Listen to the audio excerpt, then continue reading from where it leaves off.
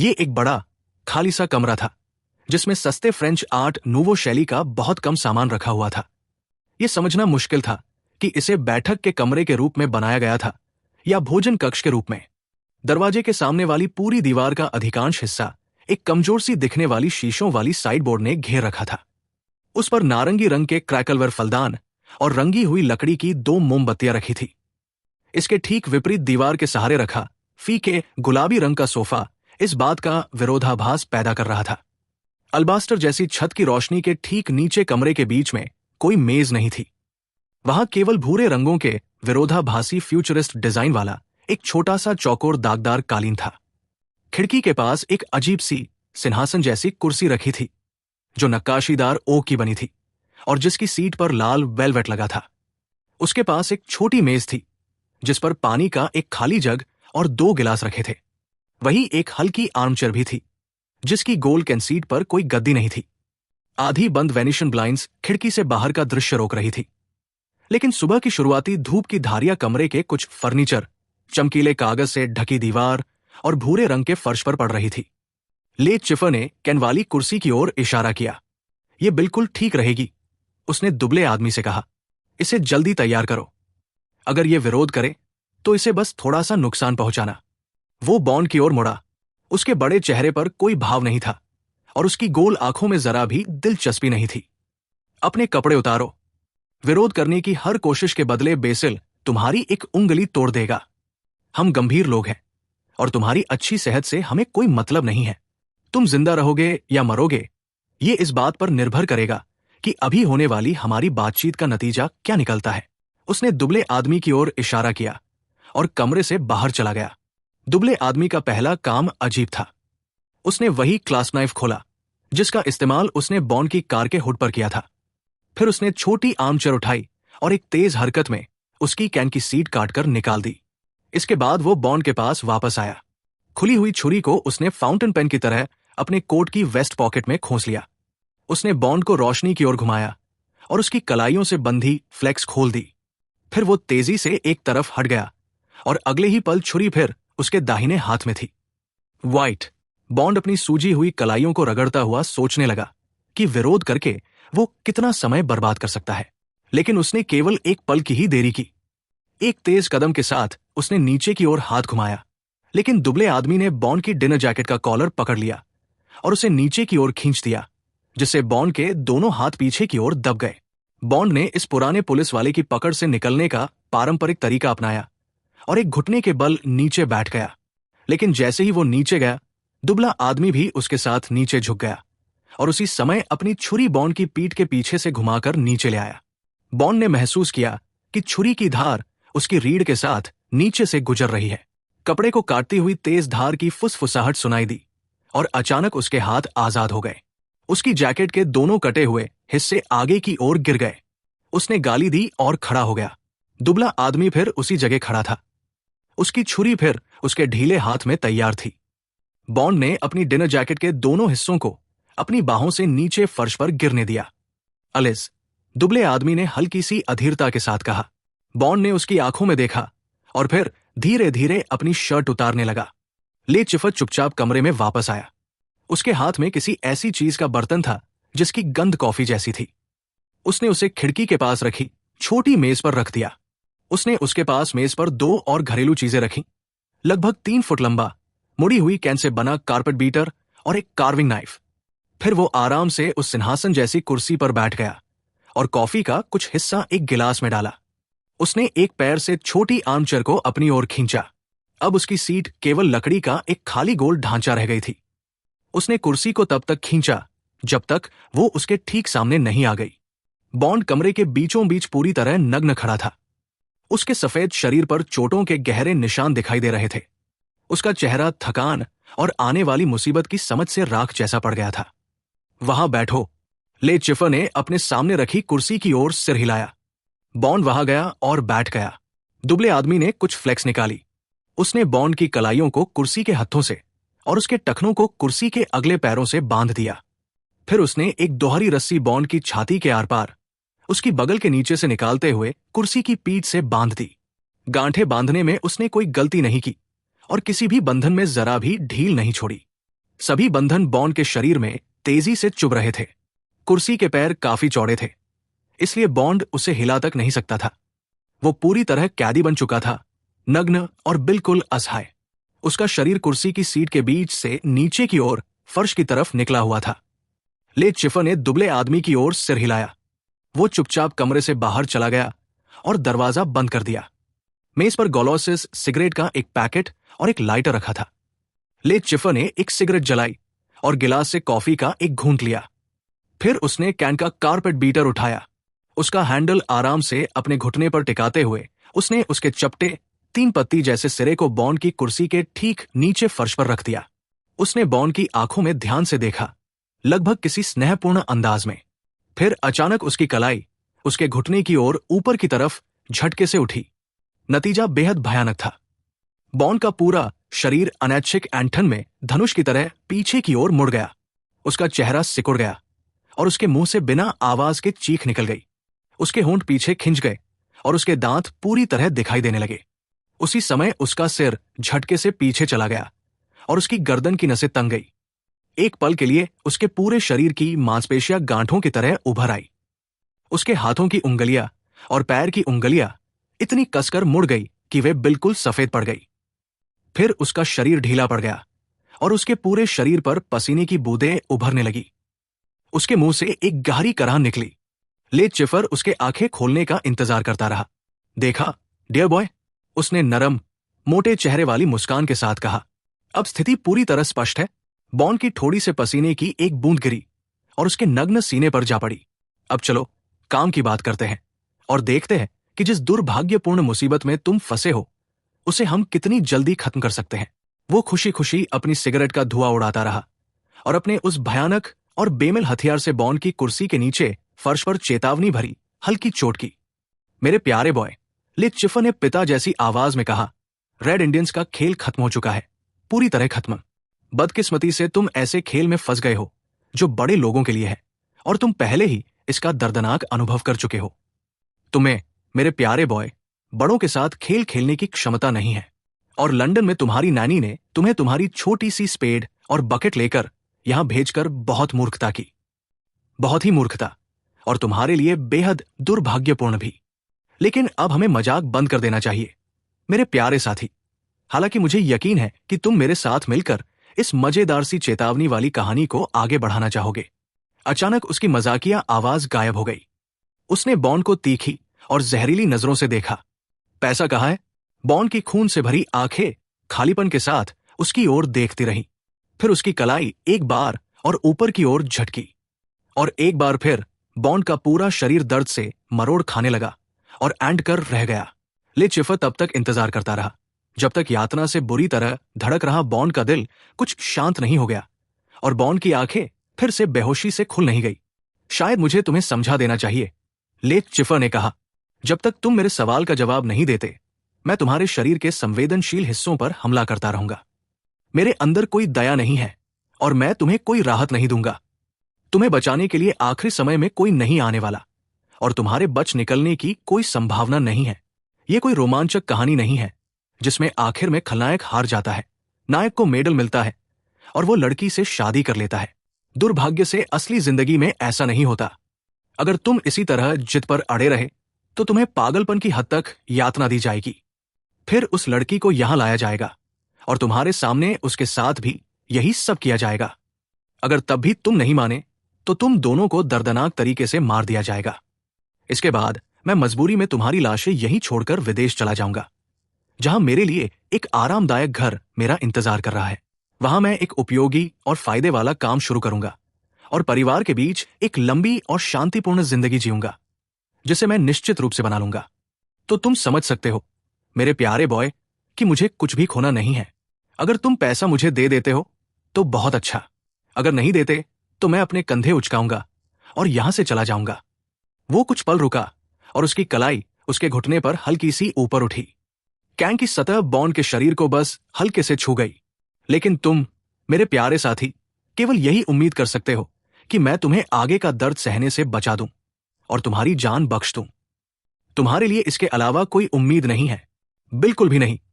तो बॉन्ड ने अपनी आंखें बंद कर ली और दर्द का इंतजार करने लगा। वो जानता था कि यातना की शुरुआत सबसे ज्यादा भयानक होती है। दर्द की एक पूरी पैराबोला होती है। दर्द धीरे धीरे बढ़ता है, एक चरम बिंदु तक पहुंचता है और फिर नसें सुन्न पड़ने लगती है। इसके बाद शरीर की प्रतिक्रिया धीरे धीरे कम होती जाती है, जब तक कि बेहोशी और मौत ना आ जाए। बॉन के पास केवल यही करने का रास्ता था कि वो उस चरम दर्द तक पहुंचने के लिए प्रार्थना करे। वो प्रार्थना करे कि तब तक उसका मन और आत्मा उसका साथ दें, और उसके बाद उस लंबे ढलान को पार करते हुए आखिरकार अंधेरे में बेहोशी तक पहुंच जाए। उसने अपने उन साथियों से सुना था जो जर्मन्स और जापानीज की यातना से बचकर आए थे कि यातना के आखिरी दौर में शरीर में एक अजीब गर्माहट और सुस्ती आने लगती है। फिर व्यक्ति एक तरह की सेक्सुअल ट्वाइलाइट अवस्था में पहुंच जाता है, जहां दर्द धीरे धीरे सुख में बदलने लगता है और यातना देने वालों के प्रति घृणा और डर एक तरह के मासोकिस्टिक आकर्षण में बदल जाते हैं। बॉन को बताया गया था कि इच्छा शक्ति की सबसे बड़ी परीक्षा यही होती है कि वो इस तरह की मानसिक स्थिति के संकेत भी दिखाई न देने दे।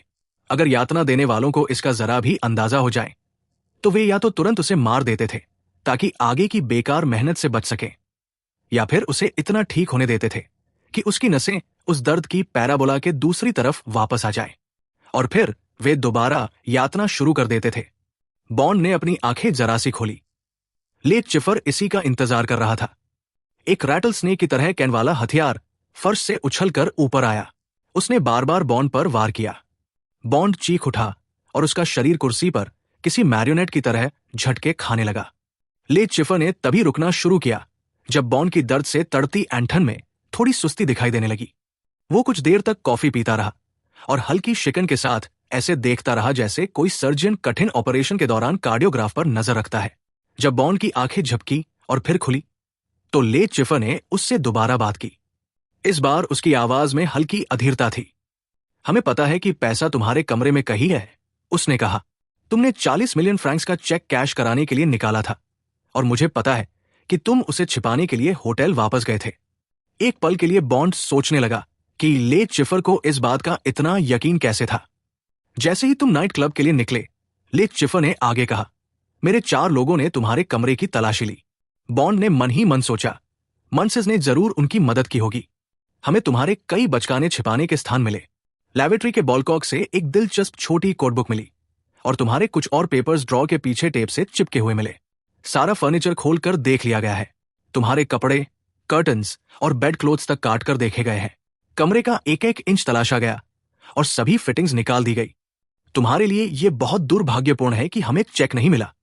अगर वो मिल जाता तो तुम इस समय आराम से बेड पर होते, शायद खूबसूरत मिस एल्वाइंडी के साथ। इसके बजाय यहां इस हालत में। उसने कैन को ऊपर की ओर घुमाया। दर्द की लाल धुंध के बीच बॉन्ड ने वेस्पर के बारे में सोचा। वो कल्पना कर सकता था कि वे दोनों गनमैन उसके साथ क्या कर रहे होंगे। लेक चिफर के पास भेजे जाने से पहले वे उसका भरपूर फायदा उठा रहे होंगे। बॉन्ड ने उस कॉर्सिकन के मोटे, गीले होठों और उस दुबले आदमी की धीमी क्रूरता की कल्पना की।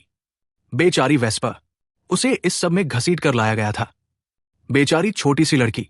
लेक चिफर फिर बोल रहा था, यातना एक भयानक चीज है, वो नई सिगरेट का धुआं उड़ाते हुए कह रहा था। लेकिन यातना देने वाले के लिए यह बहुत आसान काम है, खासकर तब जब पेशेंट, वो इस शब्द पर मुस्कुराया, एक आदमी हो। देखो मेरे प्यारे बॉन्ड, किसी आदमी के मामले में किसी तरह की विशेष तकनीक की जरूरत ही नहीं होती। इस साधारण हथियार से या लगभग किसी भी दूसरी वस्तु से किसी आदमी को उतना दर्द दिया जा सकता है जितना संभव या आवश्यक हो। जो कुछ तुम नॉवेल्स या वॉर की किताबों में पढ़ते हो उस पर विश्वास मत करना। इससे बुरा कुछ नहीं होता। सिर्फ तुरंत होने वाला दर्द ही समस्या नहीं है। उससे भी भयानक बात यह है कि तुम्हें धीरे धीरे यह महसूस कराया जाता है कि तुम्हारा पुरुषत्व नष्ट हो रहा है और अंत में अगर तुम नहीं झुकोगे तो तुम फिर आदमी नहीं रहोगे। मेरे प्यारे बॉन्ड, ये एक दुखद और भयानक विचार है। शरीर और दिमाग दोनों के लिए पीड़ा की एक लंबी श्रृंखला, और फिर वो अंतिम चीखने वाला पल आएगा जब तुम मुझसे खुद तुम्हें मार डालने की भीख मांगोगे।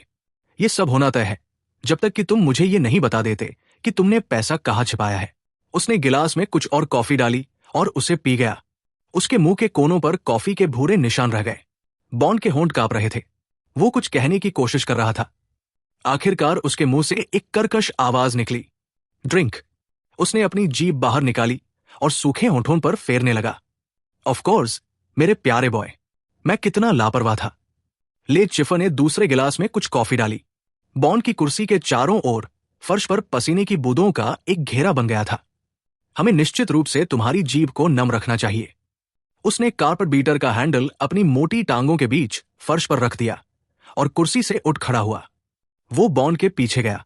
उसने एक हाथ से बॉन्ड के भीगे हुए बालों का एक मुट्ठी भर हिस्सा पकड़ा और उसका सिर जोर से पीछे खींच दिया।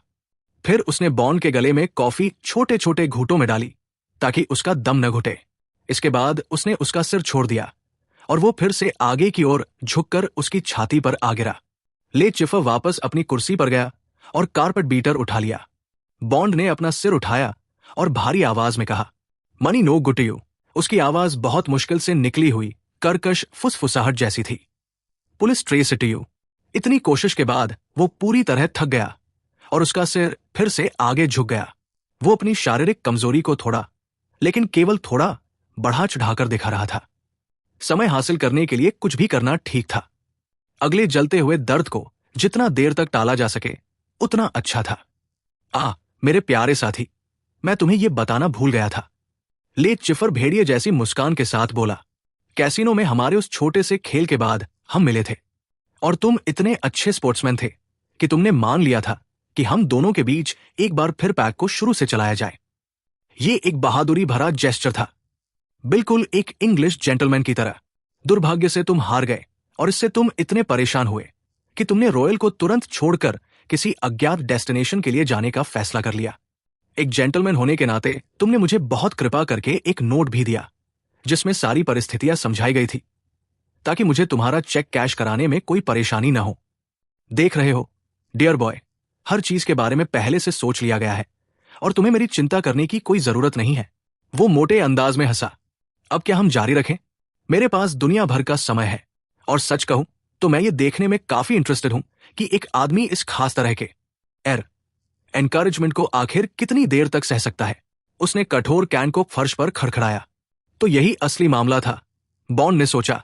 उसके दिल में आखिरी उम्मीद भी डूब गई। वो अननोन डेस्टिनेशन जमीन के नीचे हो सकता था, या समुद्र के नीचे, या शायद उससे भी आसान जगह उस क्रैश्ड बेंटली के नीचे। खैर, अगर उसे मरना ही था तो वो कम से कम कठिन रास्ता अपनाकर कोशिश कर सकता था। उसे कोई उम्मीद नहीं थी कि माथीज या लीटर समय रहते उसके पास पहुंच पाएंगे, लेकिन कम से कम एक संभावना थी कि वे लेट चिफर के भागने से पहले उसे पकड़ लें। अब शायद 7 बजने वाले होंगे। हो सकता है कार अब तक मिल भी गई हो। ये बुराइयों में से एक को चुनने जैसा था, लेकिन जितनी देर लेट चिफर यातना जारी रखेगा उतनी ही अधिक संभावना थी कि अंत में बॉन्ड को उसका बदला लेने का मौका मिलेगा। बॉन्ड ने अपना सिर उठाया और लेट चिफर की आंखों में देखा। अब उसकी आंखों के सफेद हिस्से में लाल नसें साफ दिखाई दे रही थी।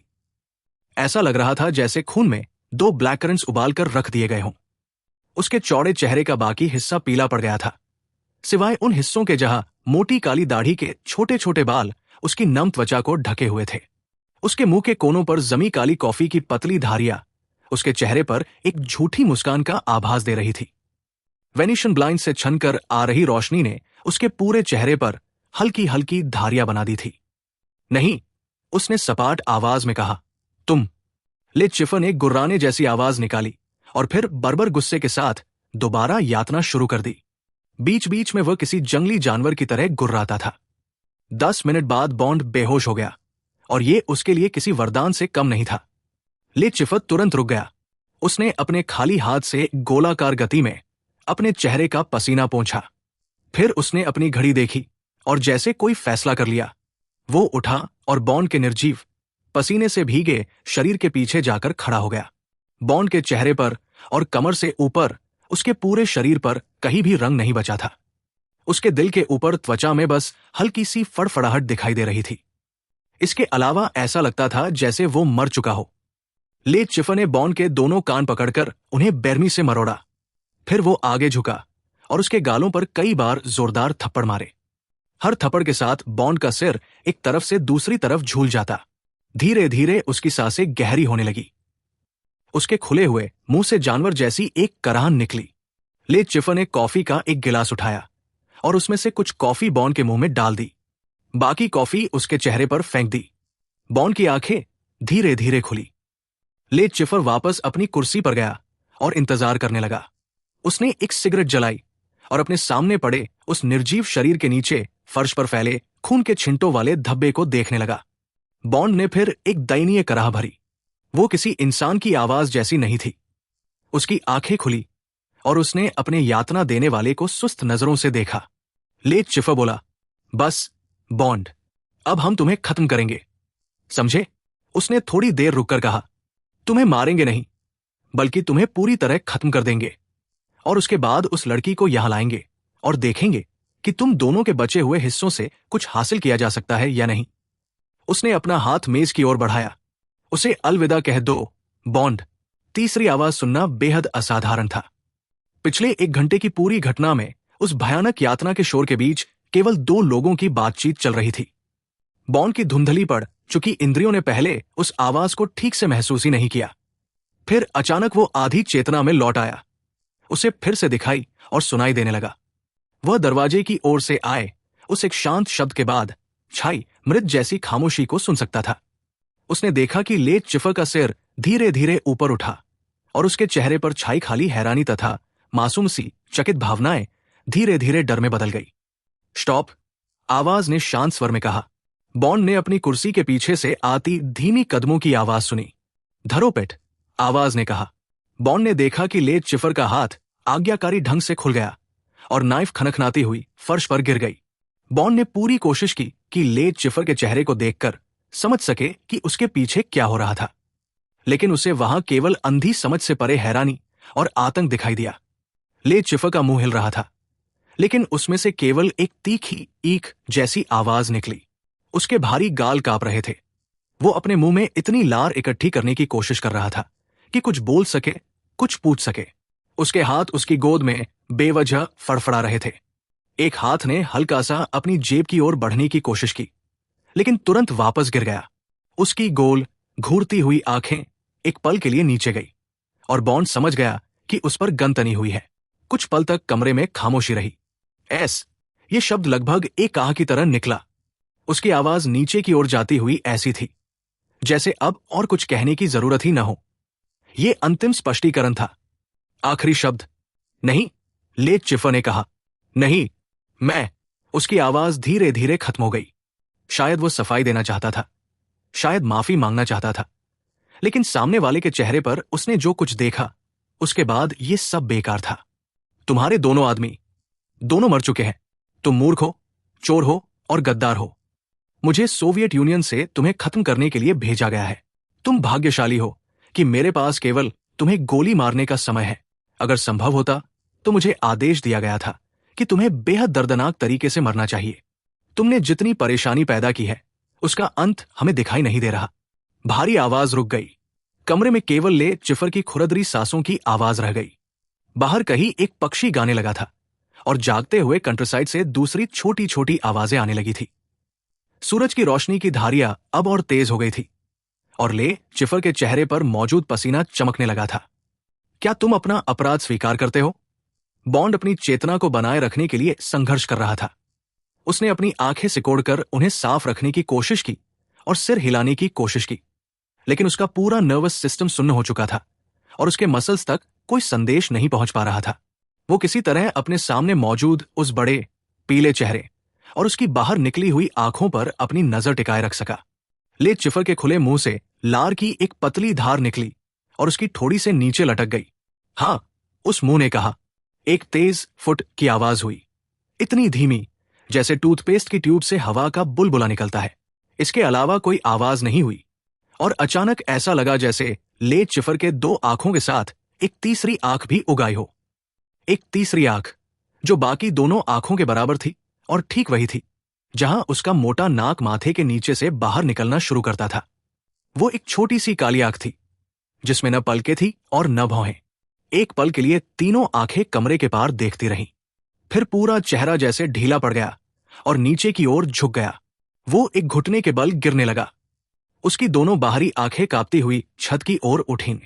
फिर उसका भारी सिर एक तरफ गिर गया, उसका दाया कंधा और आखिर में उसके शरीर का पूरा ऊपरी हिस्सा कुर्सी के हत्थे पर इस तरह लुढ़क गया जैसे ले चिफर को उल्टी आने वाली हो। लेकिन केवल उसके जूतों की एड़ियों की एक छोटी सी खड़खड़ाहट हुई। फिर कोई हलचल नहीं हुई। कुर्सी की ऊंची पीठ अपनी बाहों में पड़े मृत शरीर को बिना किसी भाव के देखती रही। बॉन्ड के पीछे हल्की सी हलचल हुई। एक हाथ पीछे से आया। उसने बॉन्ड की ठोड़ी पकड़ी और उसका सिर पीछे खींच दिया। एक पल के लिए बॉन्ड ने एक संकरे काले मांस के पीछे चमकती हुई 2 आंखों में देखा। उसे हैट की छाया के नीचे चट्टान जैसी आकृति वाले चेहरे का हल्का सा आभास हुआ और फॉन्ट रंग के मैकिंटोश का कॉलर दिखाई दिया। इसके बाद वह और कुछ नहीं देख सका, क्योंकि उसका सिर फिर से नीचे धकेल दिया गया। तुम भाग्यशाली हो, आवाज ने कहा। मुझे तुम्हें मारने का कोई आदेश नहीं है। एक ही दिन में तुम्हारी जान 2 बार बच चुकी है, लेकिन तुम अपनी ऑर्गेनाइजेशन को बता सकते हो कि मैं केवल संयोग या गलती से ही दया करता हूं। तुम्हारे मामले में तुम्हारी जान पहली बार संयोग से और अब गलती से बची है, क्योंकि मुझे आदेश मिलना चाहिए था कि उन सभी फॉरेन स्पाइस को मार दूं जो इस गद्दार के आसपास कुत्ते की गंदगी के चारों ओर मक्खियों की तरह मंडरा रहे थे। लेकिन मैं तुम्हारे लिए अपना विजिटिंग कार्ड छोड़कर जाऊंगा। तुम गैम्बलर हो, तुम कार्ड्स खेलते हो। एक दिन शायद तुम हमें से किसी के खिलाफ खेलोगे। यह अच्छा होगा कि तुम्हें एक स्पाई के रूप में पहचाना जाए। कदमों की आवाज बॉन्ड के दाएं कंधे के पीछे जाकर रुक गई। एक नाइफ खुलने की क्लिक सुनाई दी। कुछ ग्रे कपड़े की बाह बॉन्ड की नजर के सामने आई। एक गंदी सफेद शर्ट की कफ से बाहर निकला हुआ चौड़ा और बालों से भरा हाथ एक पतली स्टिलेटो को फाउंटेन पेन की तरह पकड़े हुए था। वो स्टिलेटो कुछ पल तक बॉन्ड के दाहिने हाथ के ऊपर स्थिर रहा। उसका हाथ फ्लेक्स से कुर्सी के हत्थे से मजबूती से बंधा हुआ था। फिर स्टिलेटो की नोक ने 3 तेज और सीधी लकीरें खींची। चौथी लकीर उन तीनों को उनके सिरों के पास काटती हुई खिंच गई, लेकिन नकल से थोड़ी पहले रुक गई। खून उल्टे एम के आकार में बाहर उभर आया और धीरे धीरे फर्श पर टपकने लगा।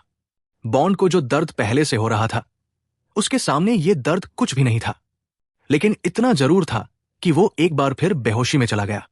कदमों की आवाज धीरे धीरे कमरे से दूर चली गई। दरवाजा बहुत धीरे से बंद हो गया। खामोशी के बीच गर्मियों के दिन की खुशहाल छोटी छोटी आवाजें बंद खिड़की के पार से कमरे में आती रहीं। बाईं ओर की ऊंची दीवार पर गुलाबी रोशनी के 2 छोटे धब्बे दिखाई दे रहे थे। वे जून की धूप की ज़ेब्रा जैसी धारियों से फर्श पर पड़े 2 अलग अलग खून के तालाबों से ऊपर की ओर दीवार पर पड़ने वाले प्रतिबिंब थे। दिन आगे बढ़ता गया और दीवार पर बने वे गुलाबी धब्बे धीरे धीरे आगे खिसकते गए और धीरे धीरे वे और बड़े होते गए।